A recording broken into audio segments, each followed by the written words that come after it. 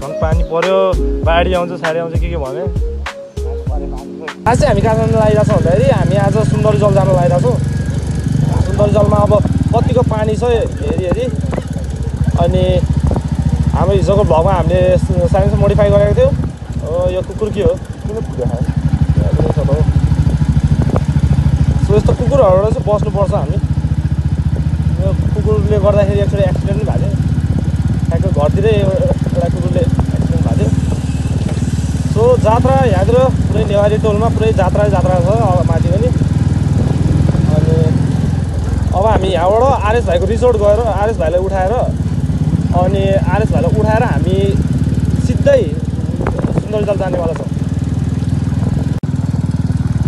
So guys अहिले हामी RS भाइलाई लिएर हिँडिसकेको छौँ अनि अब सापटार पुग्यो हामी। अब सापटार पुगेको अवस्था बोर्ड हेर्नु सक्नुहुन्छ यहाँ। ल अब भाइ चाहिँ अब म बाटोमा बिचमा हल्का बनाउँछु अनि सिधै म सुन्दरी जल गएर पुग्छु।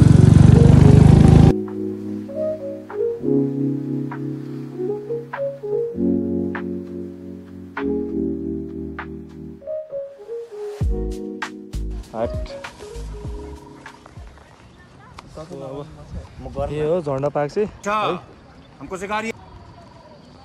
यस्तो छ झन्डा पार्क। कहाँ गएको है त्यो? अब हामी यहाँदेखि यो बाटो हुँदै जान्छ हामी। यो बाटो हुँदै हाम्रो सुन्दरी जलतिर लाग्छौँ। आज फेरि पानी पर्ला जस्तो भयो। अचानक यहाँ यस्तो छ, फेरि कालो कालो बादलहरू लगाइरहेछ, त्यसले पानी पऱ्यो नि हामी जाने हो सुन्दरी जल त त्यही। सो गाइज अहिले हामी यहाँ झन्डा पार्कबाट तल झरिसकेको छौँ। उताको बाटो जेसिबीले खनिरहेको छ। सो अहिले हामी यो ठ्याक्कै यता राइटबाट आएको छौँ। यो बाटो फेरि योभन्दा धुलो थियो नि अझ। ओहो धुलो देखिन्छ क्यामेरामा? क्यामेरा देख्दैन होला, क्यामेरा देख्दैन। वाइल धुलो छ। अगाडिको खतरा रहेछ है। रुख त सिधा पारेर।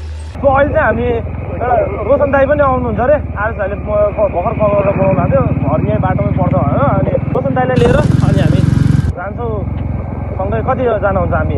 5 जना, 3टा राइड, एउटा 2टा स्कुटर हुन्छ अनि एउटा मेरो बाइक हुन्छ। अनि ल अब हामी पुग्नै लागिसकेको छौँ। सो अब त्यही पुग्यो। अहिले हामी यहाँ रोशन दाईलाई लिन आएको छौँ यहाँतिर चाहिँ। अनि सो भिडियोमा चाहिँ हल्का हावाको आवाजहरू आइरहेको छ, हावाले अलिक डिस्टर्ब गरेको छ। अनि अब त्यो गाडी त कस्तो चेपेर आएको होला त, यो रातो गाडी अब कस्तो चेपेर आएको होला यहाँ पुरै चलपल। सो यहाँतिर त मात्रै मजा आउने छ।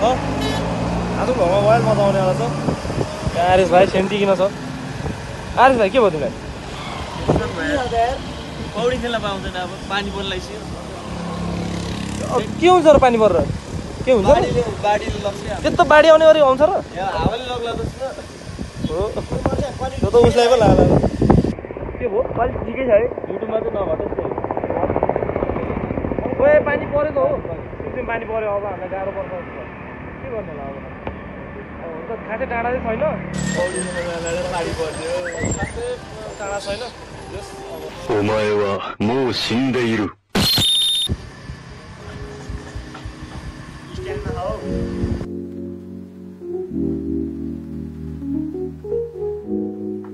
तिम्रो नाम परिचय पाम, तिम्रो नाम परिचय पाम। अब रोशन दाई आउनु भइसकेको छ। अब चाहिँ हामी लाग्छौँ है त। अब चाहिँ ल टक्क भाडामा हामी अहिले हामी गोकर्ण पुगेको छौँ। धनले कतै पुलिस चेकिङ थिएन, नत्र फसेको भए। मेरो अगाडिको नम्बर प्लेट पनि हराइरहेको छ अनि साइलेन्सर नि अलि मोडिफाइड छ, त्यस्तो ठुलो छैन, जस्ट मोडिफाइडै छ है। यता चाहिँ ल यता चाहिँ गोकर्ण मन्दिर, यता अगाडिबाट सुन्दर जल टक्कहरूलाई तपाईँहरूलाई लोकेसन पनि हुन्छ। गोकर्ण पुगेपछि त सिधै गयो हुन्छ, कहीँ जानु पर्दैन, सिधै गयो हुन्छ। ल तर गाइस अहिले हामी सुन्दर जल पुगिसकेको छौँ। अगाडि दाइहरूले रोकिदिनु भयो बाटो। एक्सक्युज मी दाइ, एक्सक्युज मी। भाइ त त्यो वायर झ्याप हुँदो रहेछ जस्तो छ। दाइले सम्हाल्दै हुन्छ, उसको साथीहरूले दाइको साथीहरू सम्हाल्दै हुँदो रहेछ। अहिले हामी सुन्दर जल पुगिसकेको अवस्था। अनि यहाँबाट हामी ट्याक्टर लगाएर जान्छौँ। कोही के हो केटाहरू त हामी यहाँ ढ्याङ ढुङ भइरहेको छ, उनीहरू लडामाथि गरेर हाल्छ। ए सुन्दर जल, वी गट दिस भ्यू। हल्का हल्का पानी देखिसक्यो हामीले। अलि माथि यहाँबाट म त उहाँबाट तल जाने हो कि तर यो घुमिराख्नु पर्ने हो भने त साइलेन्सर त मोडिफाई नहो त ठिक हो। यो सेकुवाको मिठो बास्ना आयो है। बाटो चाहिँ अब हामी यताको यो गल्ली हामी सुन्दर जल पुगिसकेको छौँ। अनि अब यहाँ यसो छ सबै यहाँ कसलाई कुरेर तिमी? म उमलाई ए मलाई कुरेर जमाएको ल यहाँतिर चाहिँ यस्तो छ है। यहाँ यस्तो यो झन्डै झन्डा है, त्यो ओम माने पेमेको झन्डा रहेछ। यहाँ पुरै यहाँबाट हिरो आउँदैछ। कालो अनुल के छ ए पानी छैन? ए कसले भने जाउँ न हेरौँ न। झर्ना छ तुरुक्क। हामी त आज त माछामा जाने अनि अस्ति मैले एउटा कसको रिल्समा त अनि कति धेरै देखाएको हिल्सको कुरा गर्छ अरे। त्यो कहिलेको हाल्थ्यो त यार केटाले। खतरा ल तिमीहरू अगाडि जाऊ त यार। ओ यो बाटो त के हो यस्तो? यहाँबाट गइन्थ्यो होइन र पहिला? यस्तो पो भएछ यहाँ त पानी रहेछ। अब हामी यताबाट जान्छौँ है। अब के गर्नु त अब पानी नै हेर्नु ल। पहिला यो पुरै वायर पानी हुन्थ्यो यहाँतिर। पहिला एकचोटि आएको बेला खेलेको थिएँ क्या। अहिले त यति छ यति छ पानी। यता पुरै भरिन्थ्यो क्या पहिला। अहिले त पुरै सुनसान टाइपको छ त। अन्त पहिला उयो योसम्म हुन्थ्यो यो लाइन देखिरहेको छ त त्यहाँसम्म थियो क्या पानी। अहिले त छैन। अब के गर्नु त अब झन् पानी पर्यो, बाढी आउँछ साडी आउँछ के भने।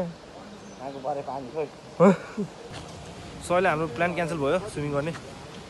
पौडी खेल्ने कत्रो राम्रो हिँडेको हामी। अहिले चाहिँ अनि यहाँतिर पानी नभएर यस्तो भएर के गर्नु थाल्यो गरिरहेको छु। छोडिदियो आत्महत्या गरेको गरोस्, हामीलाई मतलब भएन। हामी अब हाम्रो यहाँ पौडी खेल्न नपाएर हामीलाई छुट्टै विरक्त लागिरहेको छ।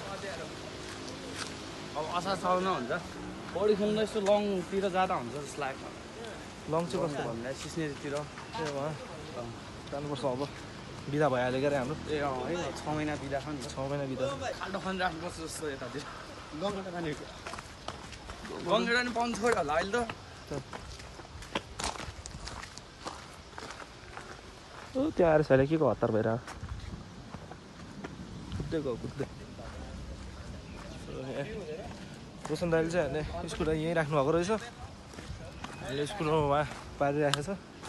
त्यहाँ गएर स्कुटर लिएर अनि अब के गर्नु, अब घर जाने। अब मजै भएन, झन्डाहरू रहेछ।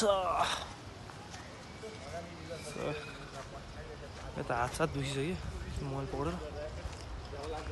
ओहो मौसम चाहिँ खतरै थियो। जस मौसम यो पानी पर्नु लागेको मौसम चाहिँ मजाको लाग्छ मलाई। मजाको थियो तर हामी पाएन। ओ सेन्डी भाइ हजुर के भन्छौ त? हामी स्विमिङ गर्न पाएन। के भन्नु त पानी छैन पर्खिने हो के भन्नु। पानी छैन, पानी भएको बेला फेरि अर्कोचोटि आउनुपर्छ। अब कि सिधै घर त होला नि होइन? अब खाजा जाने खाँदै जानुपर्छ अब। हामी अब मेरो बाइक लिन जान्छौँ। बाइक साइक लिएर अब घरतर्फ लाग्नु पऱ्यो। यसो खाजासाजा खाएर अनि घरतर्फ गइन्छ।